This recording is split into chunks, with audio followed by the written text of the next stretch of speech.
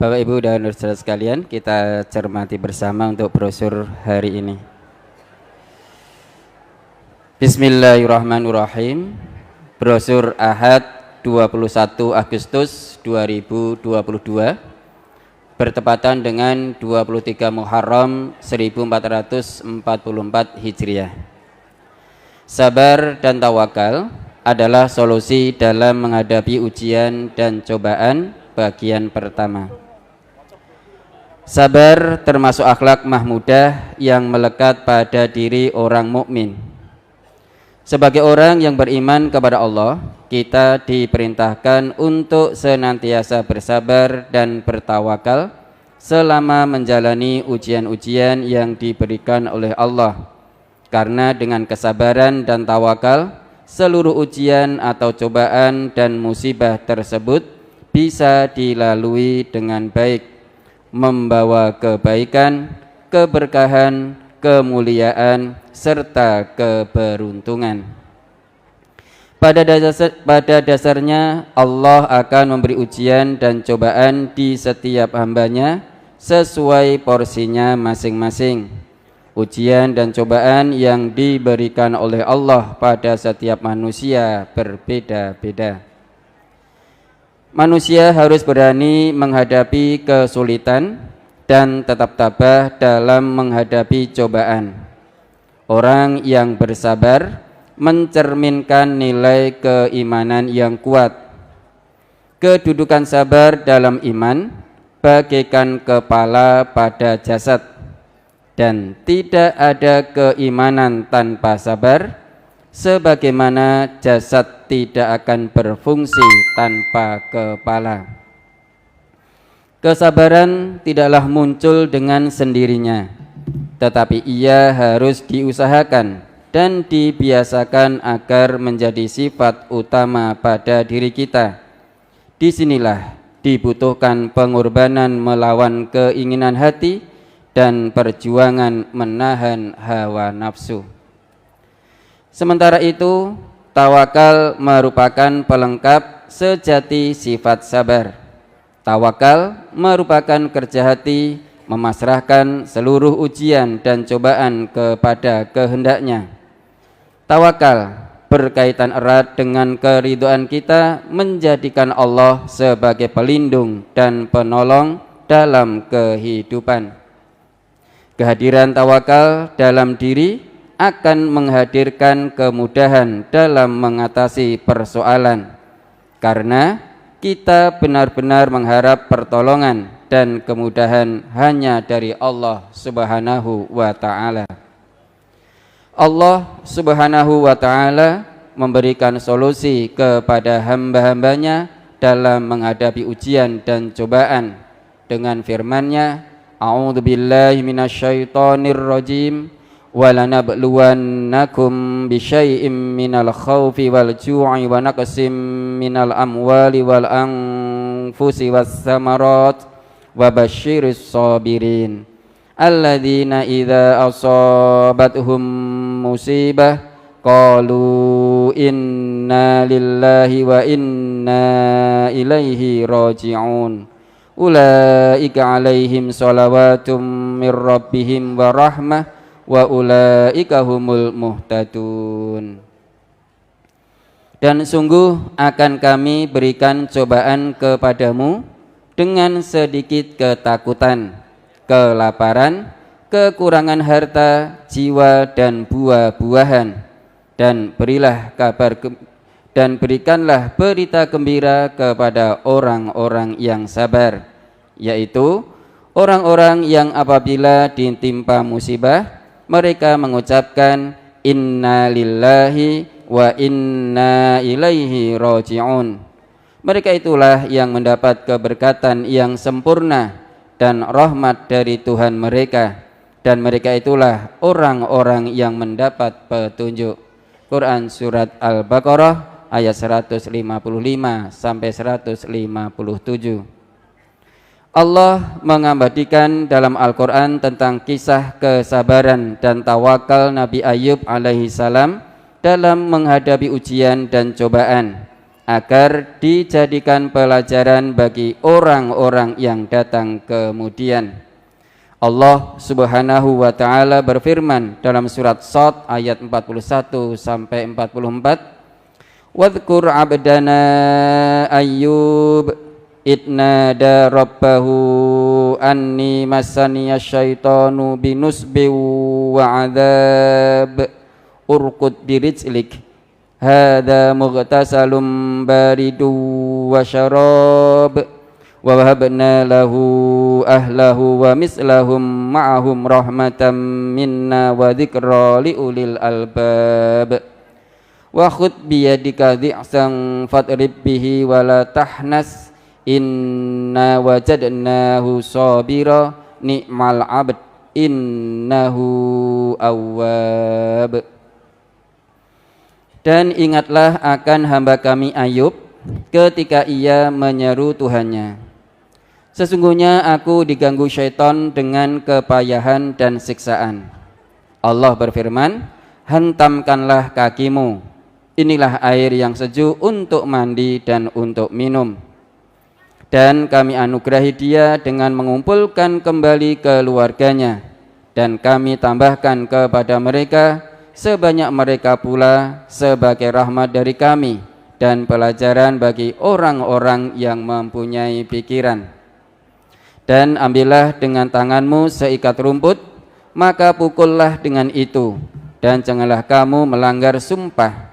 Sesungguhnya kami dapati ia, Ayub, seorang yang sabar. Dia sebaik-baik hamba, sesungguhnya dia amat taat kepada Tuhannya. Quran surat Shad ayat 41 sampai 44. Tersebutlah sebuah kisah Nabi, yaitu Nabi Ayub alaihi salam. Nabi Ayub adalah seorang yang sangat kaya. Nabi Ayub memiliki hewan ternak, budak, dan juga tanah. Nabi Ayub juga dikaruniai seorang istri dan anak-anak yang baik dan solihah. Namun pada suatu ketika, atas izin Allah, kawanan iblis menghancurkan dan meluluh lantakkan kekayaan Nabi Ayub. Hewan-hewan ternak mati satu persatu sehingga habis tak tersisa. Kemudian disusul ladang-ladang dan kebun-kebun tanamannya rusak dan menjadi kering, dan rumahnya terbakar habis dimakan api. Dalam waktu yang sangat singkat, Nabi Ayub yang tadinya kaya raya tiba-tiba menjadi miskin, tidak memiliki apapun selain hatinya yang penuh iman dan takwa serta jiwanya yang sabar dan tawakal. Ujian demi ujian terus menimpanya. Anak-anaknya meninggal, hartanya habis tak tersisa, ternaknya binasa, sampai ia sendiri terkena penyakit yang sangat sulit disembuhkan. Seluruh badannya digerogoti penyakit, kecuali lisan yang ia gunakan untuk berzikir. Hari-hari berlalu, kerabat dan sanak saudara mulai meninggalkan Nabi Ayub. Tinggallah seorang istri setia yang menemani dan mengurus semua keperluan Nabi Ayub. Penyakit Nabi Ayub semakin lama semakin parah. Sekalipun demikian, Nabi Ayub tetap tabah dan menerimanya sebagai cobaan dari Allah Subhanahu wa taala. Keimanannya kepada Allah Subhanahu wa taala tidak berkurang sedikit pun. Justru beliau semakin rajin beribadah dan mendekatkan diri kepada Allah Subhanahu wa taala. Penyakit Nabi Ayub sangat parah, sehingga ia hanya dapat berbaring. Semakin lama kondisinya semakin memburuk. Penyakit ini ia derita sudah 18 tahun. Selama beliau sakit, seluruh penduduk di sekitarnya mengasingkan dirinya. Hanya istrinya yang mengurus segala keperluan Nabi Ayub. Namun iblis selalu menghasut istri Nabi Ayub yang bernama Rahmah. Iblis membisikkan kebencian ke dalam hati istri Nabi Ayub. Pada suatu hari, istri Nabi Ayub mengatakan hal-hal yang menyakiti Nabi Ayub. Nabi Ayub pun sangat sedih. Ia bersumpah apabila kelak ia sembuh, ia akan memukul istrinya sebanyak 100 kali. Pada saat kondisi Nabi Ayub semakin lemah, Allah menurunkan wahyu kepadanya. Hentakkanlah kakimu, inilah air yang sejuk untuk mandi dan untuk minum. Nabi Ayub menghentakkan kakinya ke tanah sehingga air keluar. Air tersebut digunakan untuk mandi dan minum Nabi Ayub. Tidak lama kemudian, tubuh Nabi Ayub kembali sehat. Bahkan ia lebih sehat dan kuat dibanding sebelumnya. Setelah sembuh, istri Nabi Ayub kembali kepada suaminya. Nabi Ayub teringat dengan sumpahnya. Namun, ia tidak sampai hati memukul istrinya. Nabi Ayub mengalami kebingungan akan sumpahnya. Ia tidak dapat memenuhi sumpahnya. Akhirnya, turunlah perintah Allah agar Nabi Ayub melaksanakan sumpahnya. Ia diperintahkan untuk memukul istrinya dengan menggunakan 100 helai rumput yang diikat. Kemudian Nabi Ayub melaksanakan perintah Allah tersebut dengan penuh ketaatan. Dengan demikian Nabi Ayub telah memenuhi sumpahnya.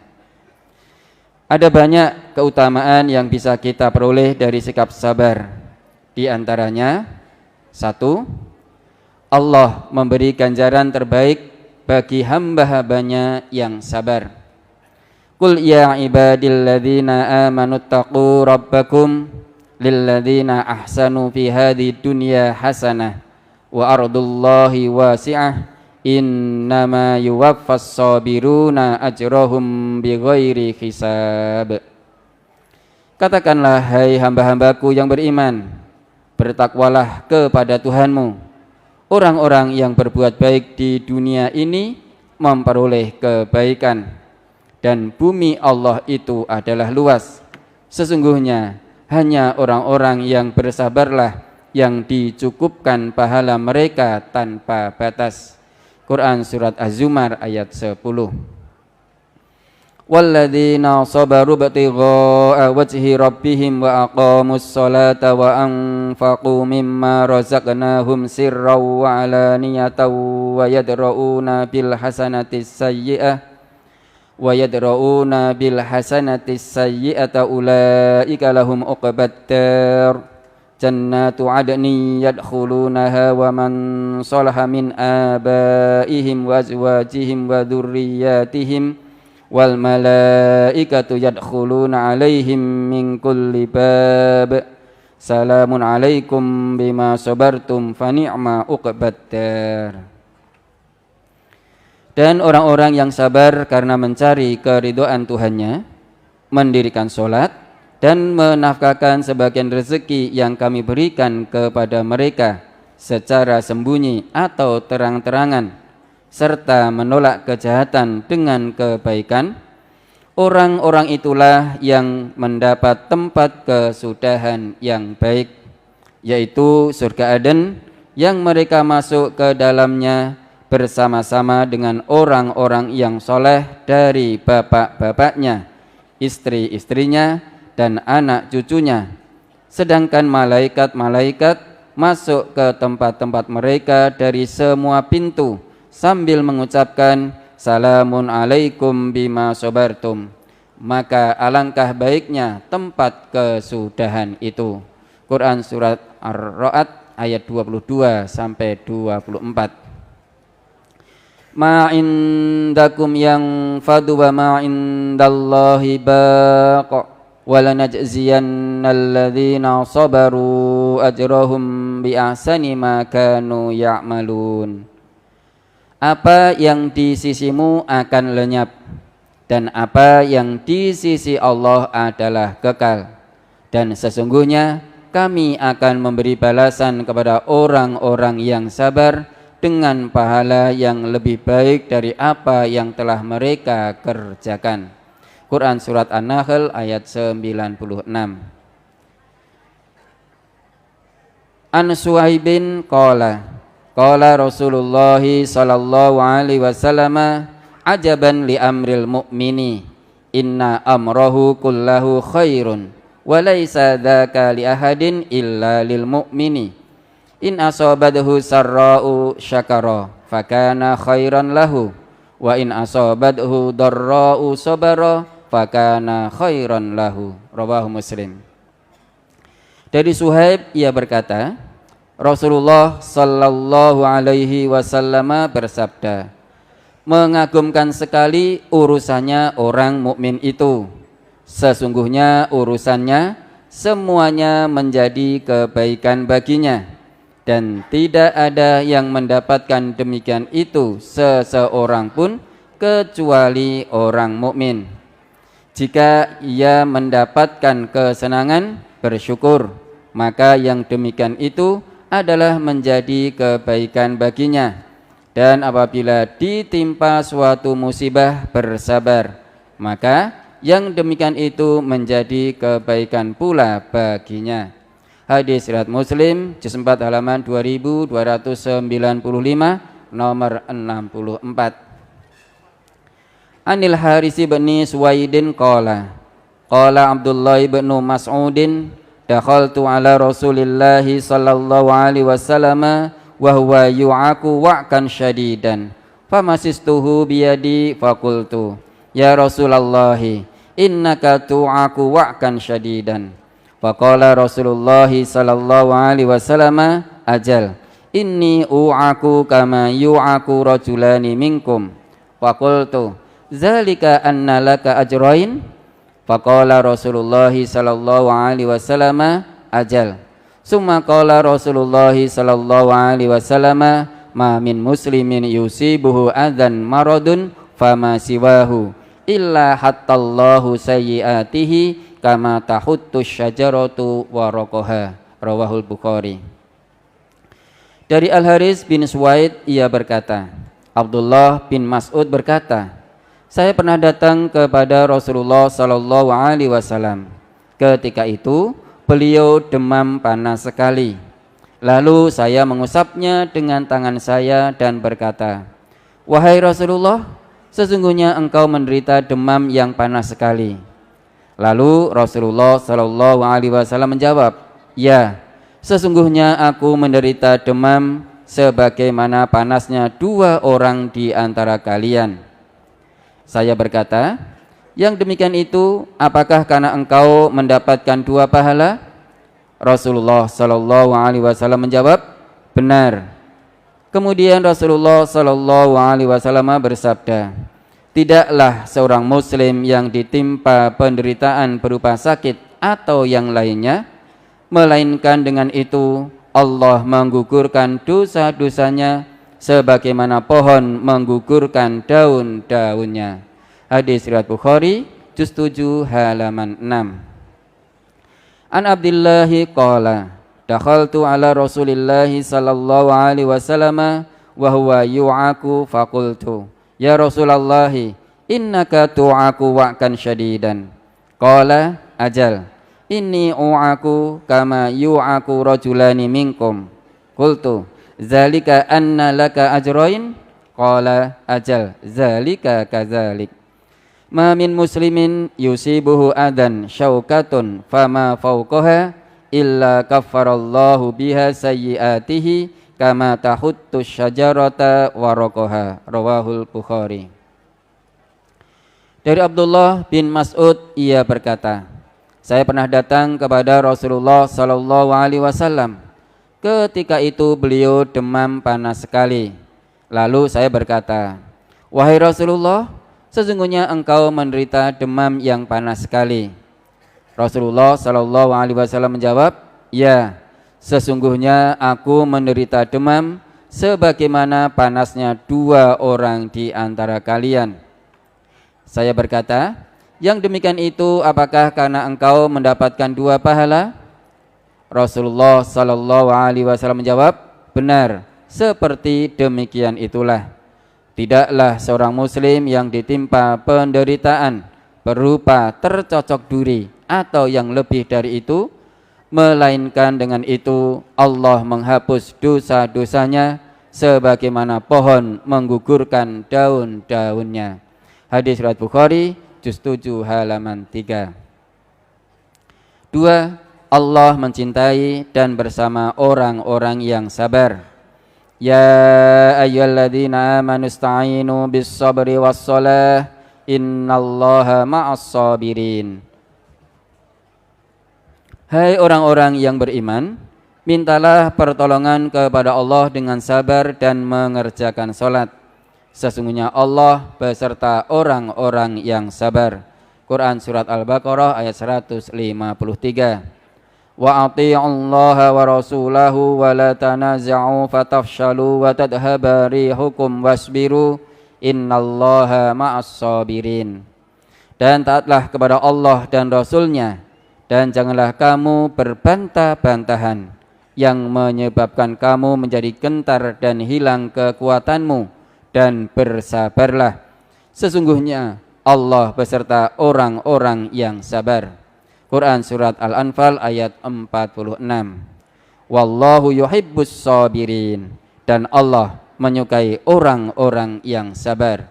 Quran surat Ali Imran ayat 146 bersambung.